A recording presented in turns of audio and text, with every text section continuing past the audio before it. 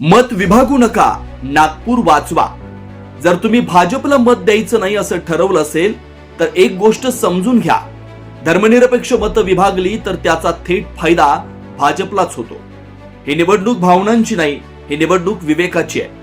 गेल्या 19 वर्षात नागपूर महानगरपालिकेत चुकीची धोरणं, प्रचंड भ्रष्टाचार आणि जनविरोधी निर्णयांमुळे नागपूरकरांचं आयुष्य अवघड झालं.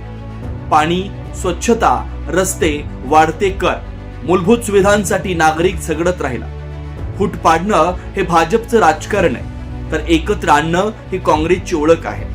आज गरज आहे धर्मनिरपेक्ष मतांच्या एकजुटीची. एकजूटच नागपूरचं भविष्य घडवू शकते.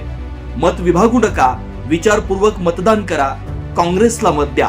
काँग्रेसच्या सर्व उमेदवारांना विजयी करा. स्वच्छ, न्याय आणि एकसंध नागपूरसाठी जय नागपूर, जय काँग्रेस.